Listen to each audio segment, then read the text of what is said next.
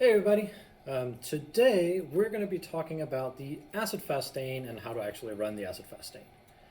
So the acid-fast stain is a staining procedure used to look for what we call mycolic acid or a waxy lipid coat found within kind of the cell wall of certain bacteria. Having this mycolic acid in there just makes some bacteria a little bit more resistant, a little bit harder to sort of kill or treat from a medical perspective, basically. Now, there's not a whole lot of bacteria or organisms that are acid fast, and we're generally more concerned with the ones that fall under the genus Mycobacterium. So within here, we have things like Mycobacterium leprae, which causes leprosy, or Mycobacterium tuberculosis, which causes tuberculosis, right? Two diseases that we are fairly worried about, more so tuberculosis. Some other bacterial genuses that have these could be things like Nocardia, and then there are a couple protozoan species that actually have acid-fast properties as well. But again, we're more worried about the Mycobacterium.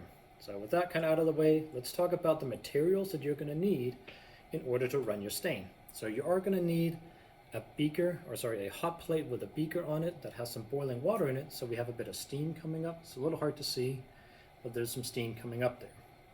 So that is going to help us stain our mycolic acid. We'll talk about that here in a second. We are going to need our heat fixed smear, so whenever you show up, again, make sure that you get the water boiling so they can start steaming, but also, get your slide, put your drop of water on there, get your sample in it, let it dry, and then heat fix it so you can be ready to go. We're also going to need our staining tray or our staining sink. So if you're using the staining sink, make sure that this setup is set up in the sink, so we keep all the stains in the staining sink itself. We're also going to need some DI water for our rinse. We're going to need a paper towel or some Biblios paper for our blotting. And I tend to like to do this using Kim wipes as well. This is an optional thing, but I tend to like to use it with Kim wipes. I tend to break them down into these little fourths like that. And with the Kim wipes, it's also nice to have a couple clothespins. We'll talk about that once we do the setup here in a minute.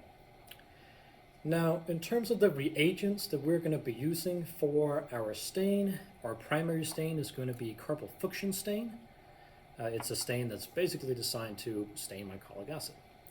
Our Morton is going to be heat, or the steam that's coming out of our beaker.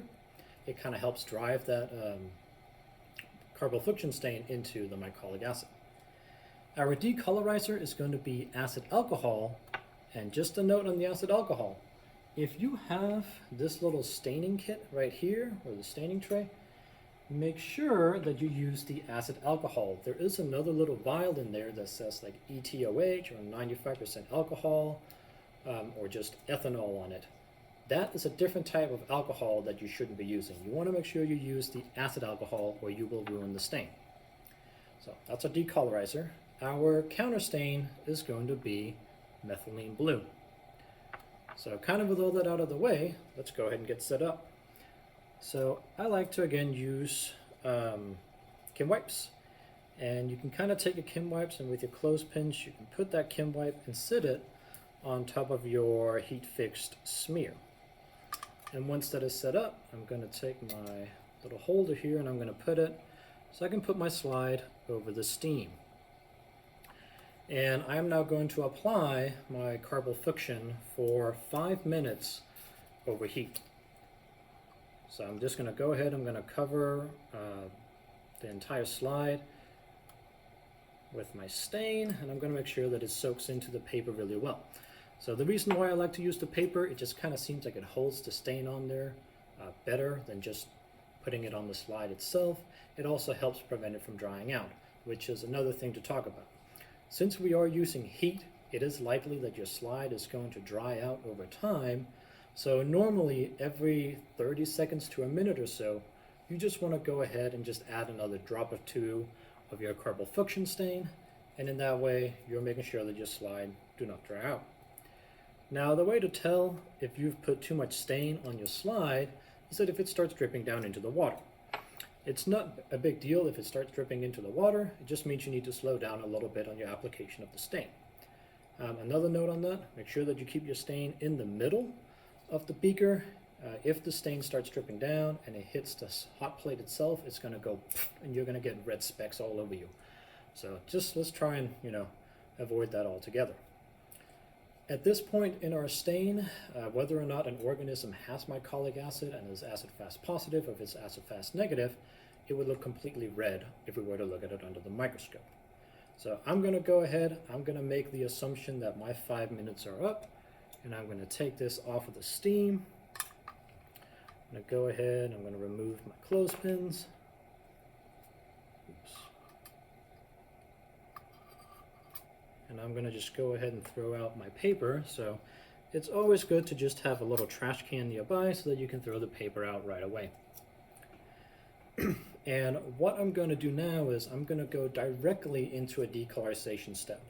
So the decolorization is going to be your critical step.